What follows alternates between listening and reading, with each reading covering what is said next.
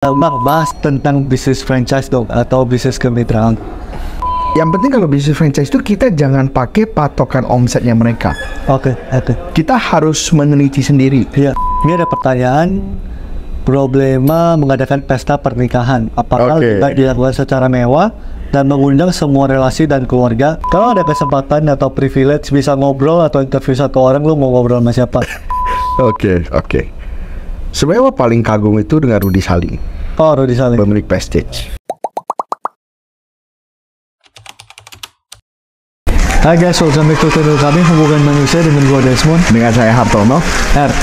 Kali ini kita ganti suasana semi outdoor lah ya. Betul. Tadi sono tuh lagi ada syuting ya. Science shooting gitu ya. Science shooting. Jadi gak boleh terlalu teriak-teriak nih kayaknya. Mengganggu ya. Ya.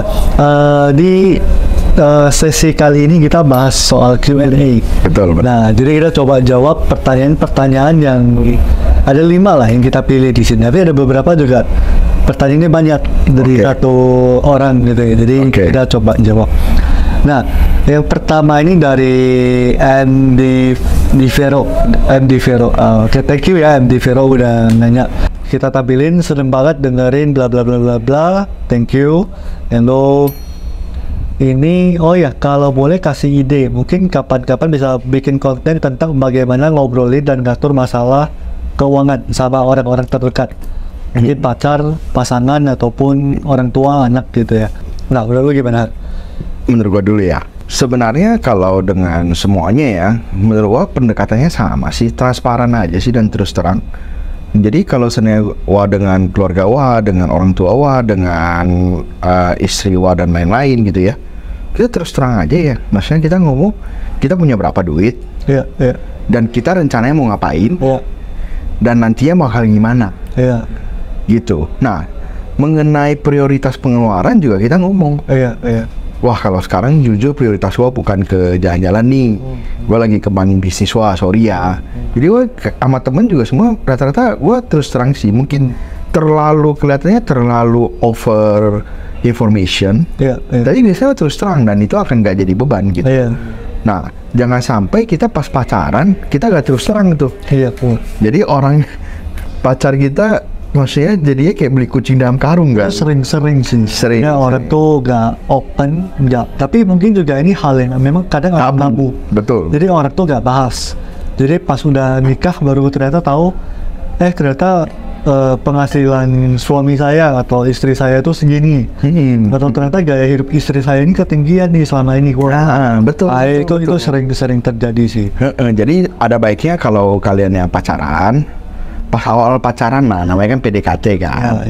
Itu mungkin kita udah obrolin gitu loh. Kita ya, maksudnya kita ada tanggungan berapa banyak, kita ngurus apa aja gitu. Mungkin kita prioritasin. Betul. Kita juga ada utang yang mau kita beresin atau apa gitu. Jadi terkesannya nggak ada yang nutup-nutupin. Sebenarnya ini penting sih untuk belajar diobrolin. Maksudnya memang hal yang kita nggak diajarin sih. Betul. Apalagi mungkin tradisi keluarga juga. Kalau di keluarga saya juga bukan tipe yang bisa kayak terus terang juga. Misal kayak contoh dari orang tua pun kita nggak, dari kecil tuh nggak ada kebiasaan sih untuk obrolin uang. Tapi menurut saya ini satu hal yang perlu kita biasakan. Kita belajar karena tiap hari toh kita hidup pakai uang gitu. Betul. Hal yang perlu kita biasakan untuk diobrolin gitu. Gitu sih. Tapi kalau soal cara ngatur kayak gimana ya tergantung pribadi. Banyak cara sih. Tinggal lihat di online itu juga banyak ngajarin. Uang ini menurut aku lebih ke cara pandang kita terhadap uang itu sendiri yang lebih penting daripada caranya. Karena caranya ini banyak. Tinggal kita belajar, baca buku juga banyak. Dan uang ini sebenarnya habit. Iya, habit juga cara kita. Jadi banyak orang berpikir dengan lu ngerti cara ngatur uang, lu akan bisa ngatur uang. Nggak bisa. Lu itu harus ubah habit lu dalam habisin uang. Cara kita gitu. Jadi selama habit lu gak bagus ya gak akan jalan gitu loh, gak akan bagus gitu. Jadi bahas soal uang ini panjang lah, ada ujungnya sih. Cuman ya sedikit mungkin cara pandang kita. Jadi semoga bisa membantu untuk MD Vero. Thank you ya MD Vero udah bertanya. Nah, kita bahas yang kedua nih. Bang, Ini dari Sanadam 4523. Oke, Bang, bahas tentang bisnis franchise dong atau bisnis kemitraan. Nah, gimana? Banyak sebenarnya di Indonesia itu terbagi atas beberapa kategori. Ada bisnis franchise yang menjadikan kita pelaku usaha sendiri. Biasanya itu bisnis franchise self-employee. Di mana contohnya bisnis kebab. Kita jual kebab ya, kita juga jadi bosnya, kita juga jadi itunya, kita juga nggak bisa, kita pakai karyawan juga bisa. Cuman banyakan tuh kalau karyawan kan mungkin nggak maksimal untuk bisnis-bisnis seperti itu. Nah itu oke-oke aja. Yang penting kalau bisnis franchise itu kita jangan pakai patokan omsetnya mereka. Kita harus meneliti sendiri. Nah itu satu.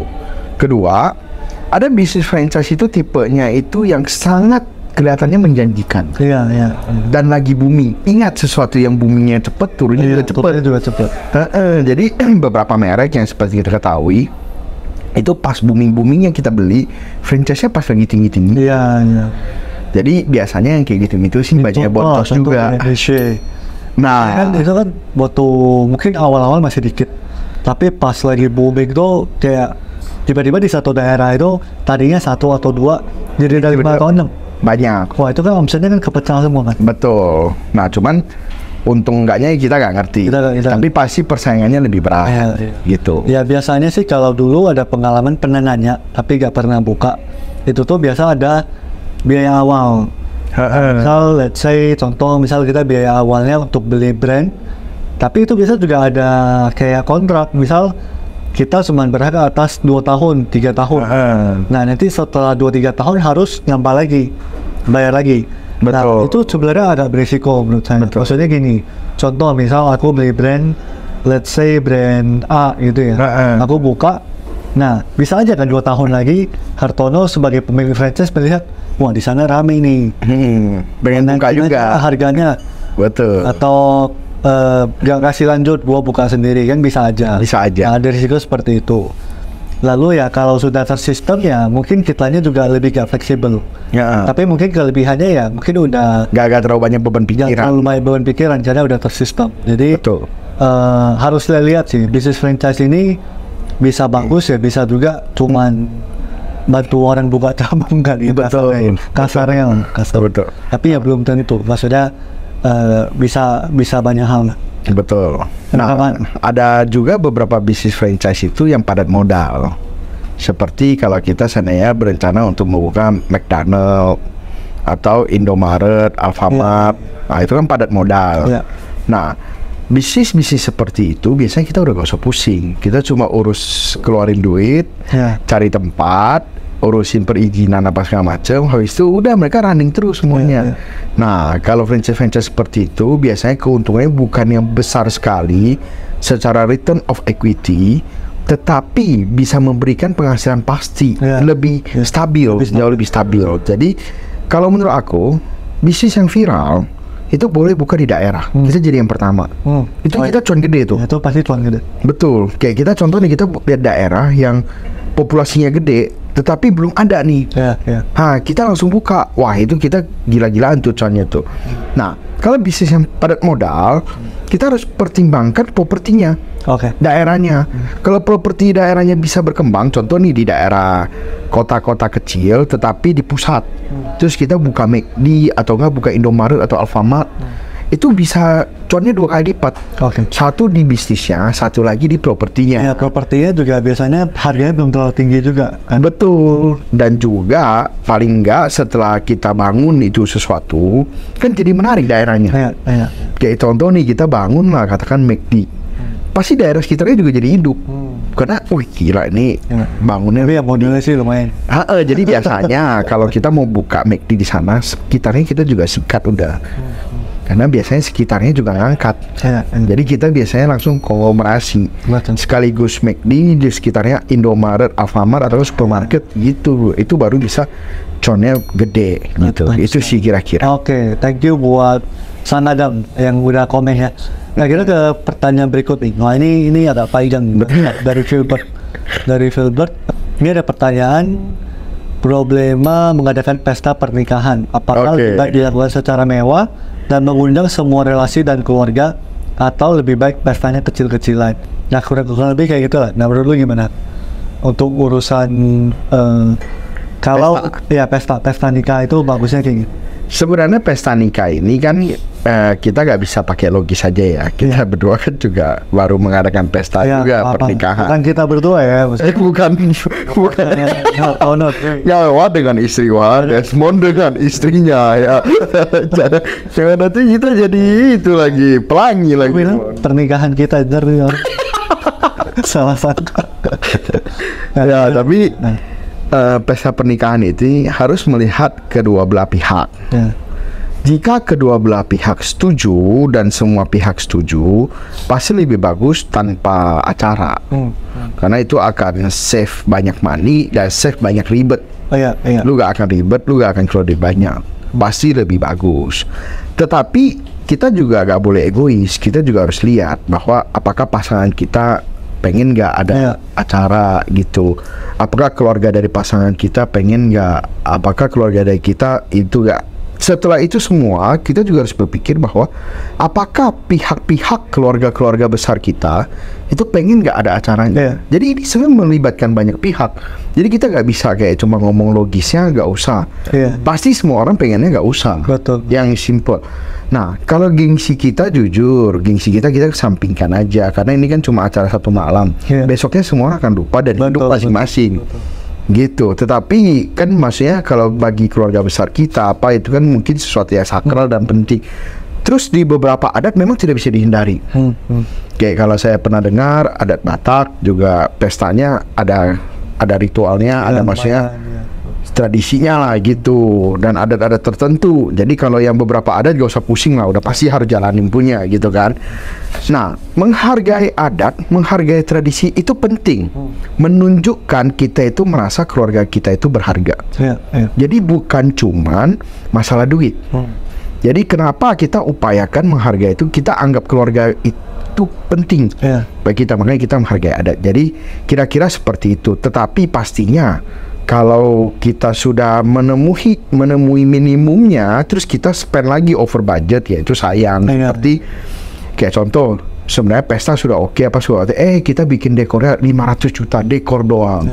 Nah itu kan sayang ya, yang dimana mungkin kita cuma bisa habis 50-100 juta. Kira-kira seperti itu sih. Ya memang urusan nikah ini balik lagi kayak pernah ngomong tuh urusan dua pihak lah, maksudnya tapi gak cuma pasangan, tapi juga soal keluarga. Biasanya kalau keluarga yang gak terlalu banyak tradisi mungkin lebih mudah, tapi kalau keluarga yang banyak tradisi yang akan lebih ribet. Nah kalau point of view saya sih ini kan urusan satu malam nih sebenarnya, urusan cuma acara satu kali di malam itu sebenarnya. Jadi biasanya nih yang kadang beberapa teman saya ngerasa, wah kalau ini setelah married gue baru tahu, terutama itu dekor. Nah dekor ini kalau pilihnya di ballroom biasa itu pasti lebih mahal karena ballroom kan gede, habis itu kosong. Kalau kita nggak ngisi pasti kelihatannya kosong banget lah, kelihatan gitu. Istilahnya kayak kanvas putih loh. Ya kalau kita gak warnai semua kan jadinya kosong. Ya waktu itu memang dari awal tuh konsepnya itu, jadi saya pilihnya di restoran. Nah, jadi sebenarnya ya pinter-pinter kita harus lihat juga, tapi memang pas sebelum married sama sesudah married ya cara pandangnya beda. Betul. Kita udah married ya pasti kita lihatnya udah tahu gitu. Udah pengalaman. Belum married ya kita juga biasanya ke bawah mungkin buat yang kedua pun nanti pun udah pengalaman. Ya kedua ketiga ntar lebih pengalaman. Gue sih gak mau. Wah ini pertanyaannya banyak nih dari pelanggan tetap kita juga. Jefardlo Kevin. Thank you. Kevin udah nanya. Nah ini ada 4 pertanyaan ya. Dia nanya kayak pertama, bisnis spesifik apa nih buat Om Har dan Om Desmond yang penasaran, yang pengen banget coba spesifik ya? Ada nggak? Mungkin let's say lah, ini contoh tambahin aja ya. Yang lu pengen coba aja, gak usah mikirin duitnya. Mungkin buka hotel ya mungkin ya, kalau gak usah pikirin duitnya ya. Buka hotel konsep tapi yang gak usah terlalu banyak kamar gitu ya mas ya, yang kita bisa kasih deliver the best lah gitu. Tapi ini sih kalau ngomong coba ya coba, tapi kalau seandainya untuk waktu dekat sih gak mungkin sih. Soalnya padat modal dan juga gak terlalu menguntungkan sepertinya gitu. Nah kalau lu gua sih kepikirannya pengen bisnis coaching.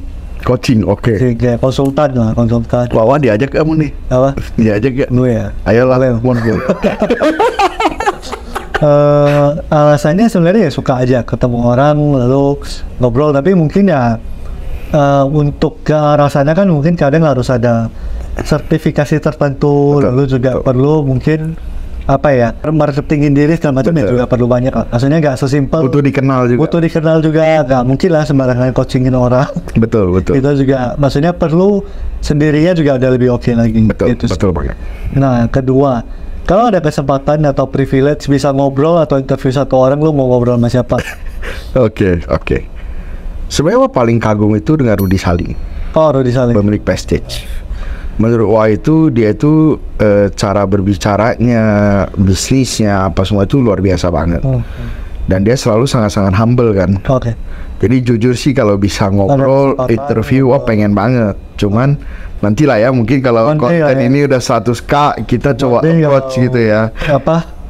Udah berhasil kita tampilin lagi video. Betul. Ya, tapi jujur super fans lah maksudnya. Okay. Dan menurut gua itu hampir bisa dibilang semua aspeknya lengkap lah. Hampir bisa dibilang semua aspeknya sempurna menurut gua ya. Rudy Salim ini. Jadi gua pengen banget sih ketemu.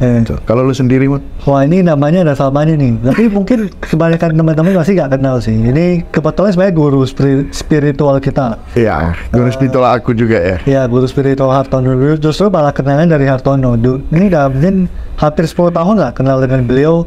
Namanya Om Salim. Nah, tapi Om Salim ini tinggalnya itu di Australia. Betul. Ya, beliau di Australia. Jadi dulu tuh ya kita itu ketemu setahun sekali pas Lebaran. Betul banget. Biasanya pas retret. Jadi kita ada retret singkat kayak seminggu. Habis itu biasanya ya kita kumpul bareng, belajar bareng. Tapi ya karena beliau sangat sibuk ya, dan juga beda negara, jadi ya agak sulit untuk ketemu. Ya, agak semudah itu. Gak semudah itu untuk bisa langsung ngobrol. Tapi bisa dibilang hidup kita berubah dari saya. Maksudnya hidup kita tuh biasa ya. Banyak banget lah, bukan banyak doang, banyak banget yang kita belajar berubah jadi lebih baik tuh ya berkat beliau. Jadi mungkin kalau ada kesempatan ngobrol panjang itu sih pengen banget gitu. Pengen banget. Dan mungkin kalau kita itu sekarang kalau disuruh bayangin nih, hidup sebelum ketemu beliau dan setelah ketemu beliau itu udah gak bisa bayangin sih. Kayak langit dan bumi banget gitu. Kalau punya, pertanyaan ketiga, kalau punya katakan 1M buat spend ke anything, Om Har dan Om Desmond mau spend kemana? Ini mungkin let's say spend aja gitu. Gak usah ngomongin bisnis, gak usah ngomongin invest ya. Pikiran return apa gak usah. Ya, spend aja udah. 1M ya. Mungkin gua gak spend di jam tangan sih. Mungkin. Ini ada sih pengen tembak gua gitu.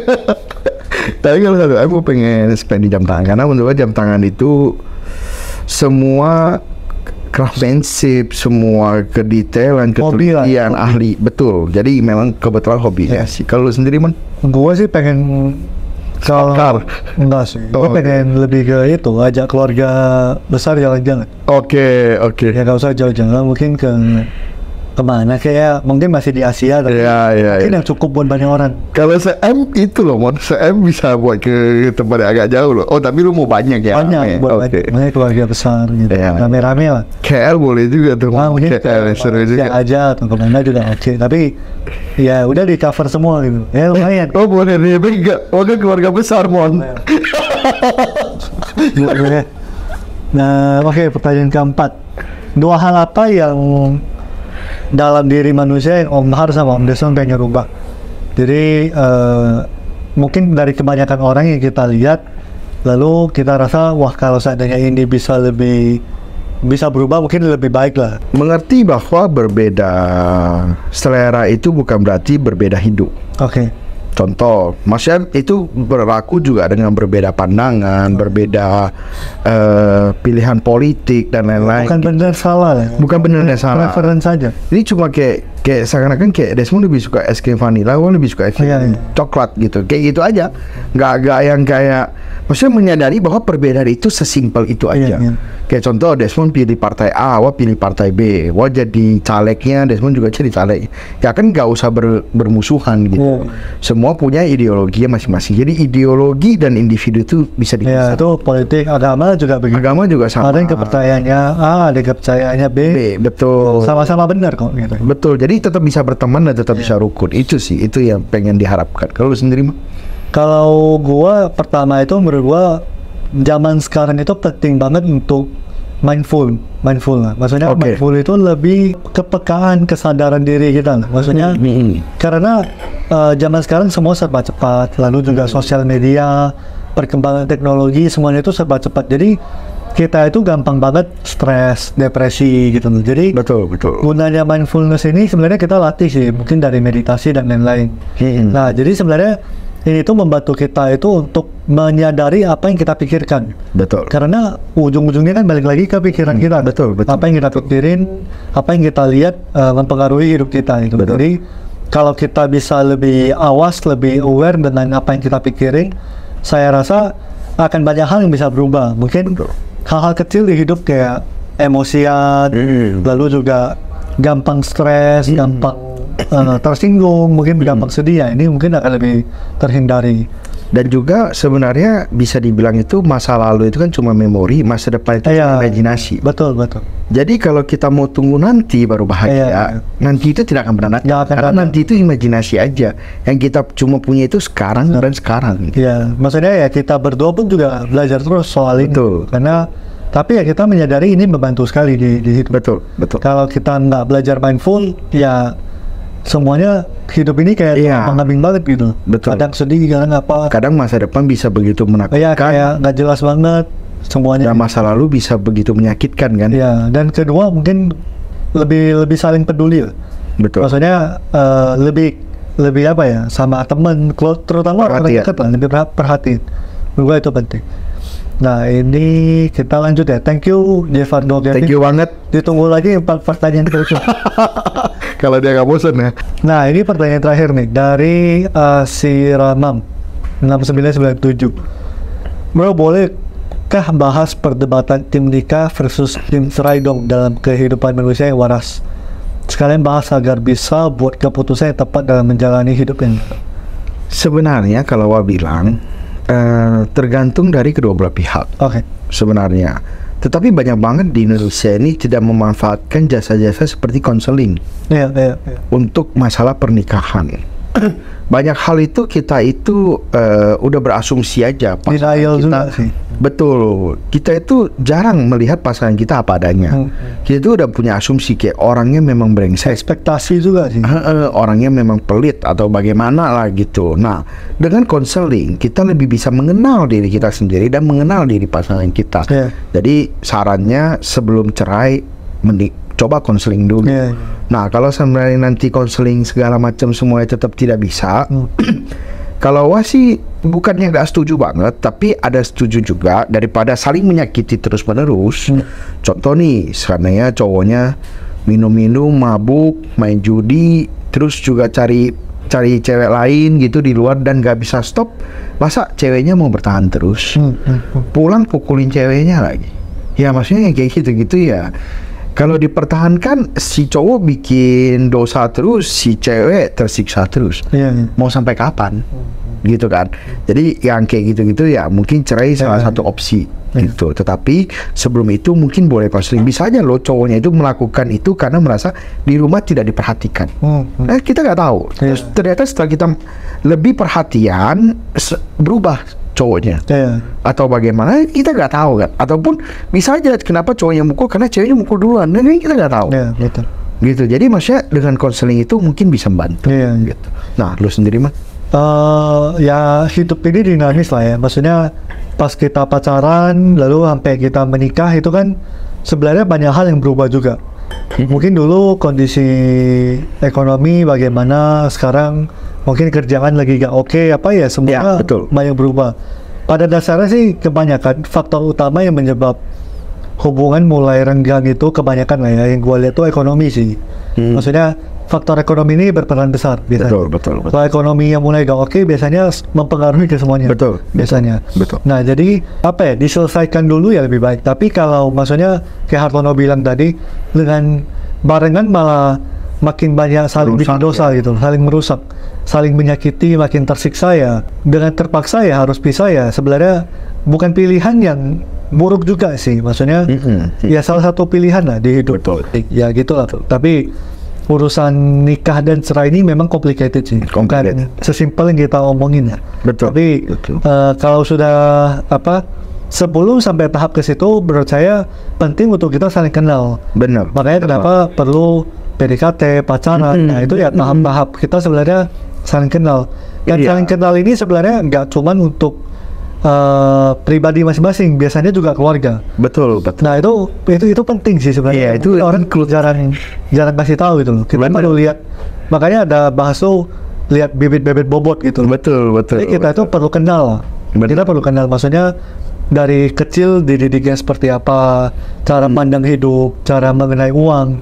Itu kita perlu tahu sebenarnya. Betul banget. Maksudnya pilihan yang kita mau menikah atau enggak nih di sana tuh udah kita lihat gitu. Jadi jangan habis nikah baru kita pikirin. Iya, itu kan pusing kalau gitu kan. Itu sih.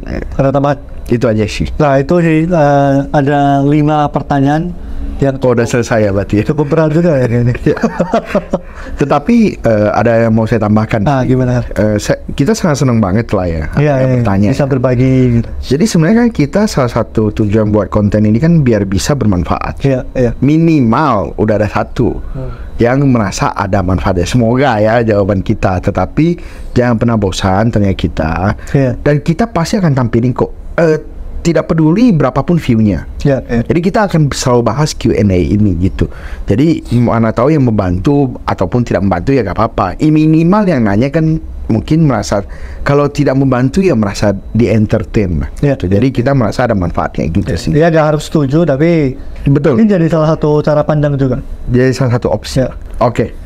Ya. Thank you guys yang udah nonton. Jangan lupa di komen lagi dong, dikasih pertanyaan lagi. Jadi kita bisa terus bahas Q&A. Betul. Jangan lupa di like, di subscribe, dan di share ke teman kalian yang butuh dengerin ini. Sampai ketemu di video berikut. Thank you.